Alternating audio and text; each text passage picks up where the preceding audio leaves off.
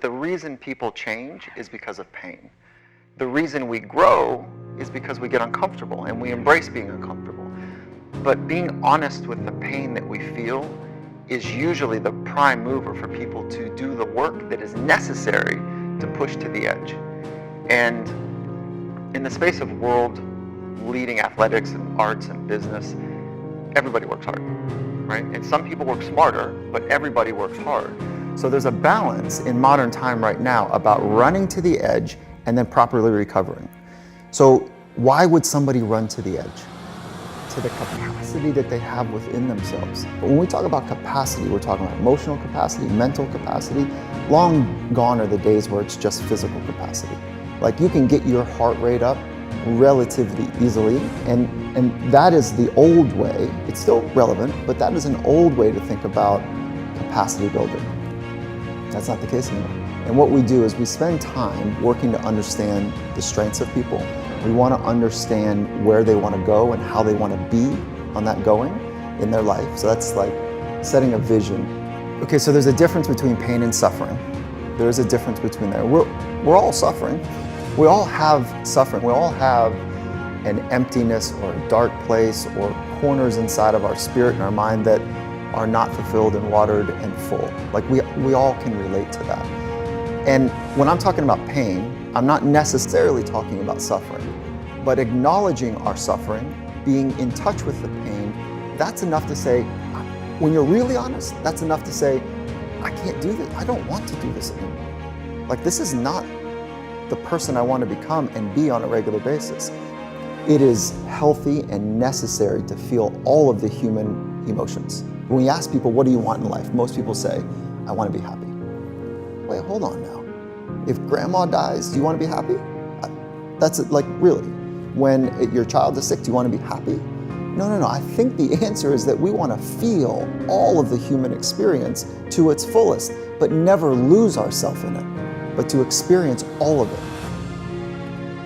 If I care about you deeply, the mistake I can make in your life is to help you feel like it's all okay.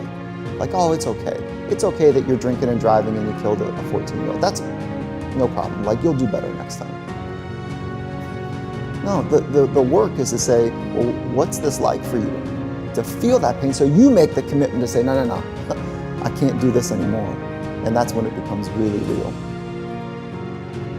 Because we want to be around people that somehow give us the sense, God, when I'm around that person, I don't know, I just feel better, they make me better somehow. Let's say it's you and me, and what I want to feel from you is that you've got my back, you understand me, and that when you're making decisions, it's not just for you, it's for me as well.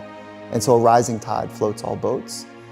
The relationships that go wrong or sour is if I'm on the side of this relationship, I'm like, do I trust that he's making these thoughts or moves because it's right for him or me?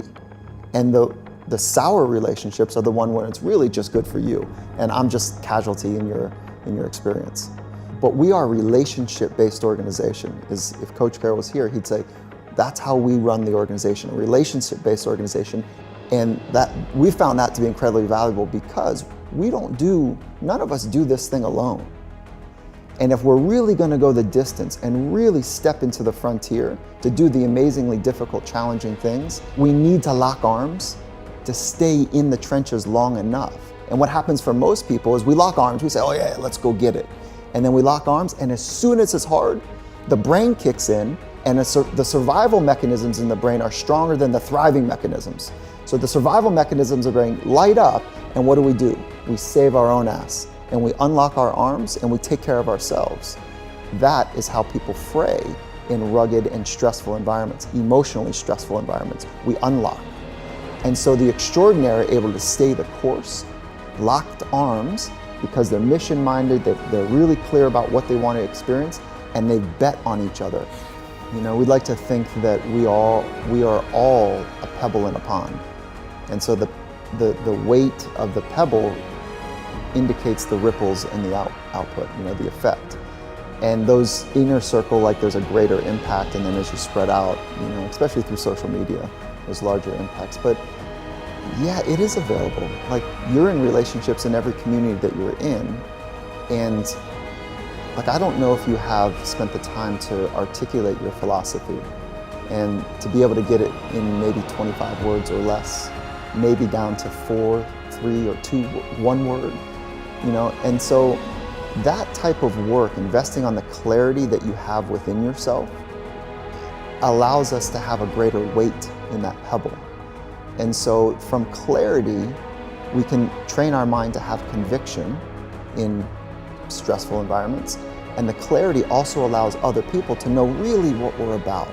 And then when we ask them what they're about, that's how you start to build that deeper bond, right? And what I found is that most people want to stay on the surface because it's hard to talk about things that are hard to talk about. And there's like 3 levels, right? You can talk about, I don't know, beer and pizza, you know, and sporting event scores. And there's nothing wrong with that, but that's just some type of relationships. And then underneath, there's other conversations which are about ideas that are hard to articulate. And then underneath of that, it's talking about personal experiences that are hard to articulate. And those are kind of the 3 levels of depth that I think most conversations get bucketed in. When you train awareness of your thoughts, emotions, body sensations, and your environment, awareness of your environment, those 4 things, we become more finely tuned so that we can choose great thoughts. We can harness our emotions. We can feel our body sensations and use them to facilitate clear thinking, creative thinking, or great output. And when we're more aware of the unfolding, unpredictable environment around us, we can course correct and adjust and pivot. And that makes all the difference in the most intense environments in the world. It's vulnerability that is how we train emotional capacity. And the more that we become vulnerable and demonstrate the courage to do so, we expand our capacity to feel.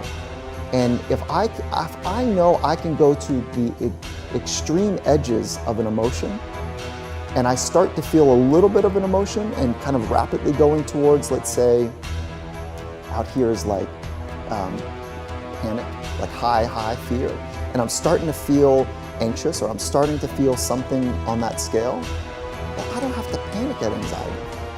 I can actually use it as a signal, go, oh look, what are my thoughts are about, like, this is scary. Wait, what's scary about this? And then I can start to work with that. Instead of like, as soon as I start to feel something, and this is my capacity, I feel anxious, I'm like, oh my God, I'm gonna run to the edge of it. No, our job is to pull that thing out as far as we possibly can, so that when we're in those charged, emotionally charging environments, we've got lots of room to play. And that's the mark of a master.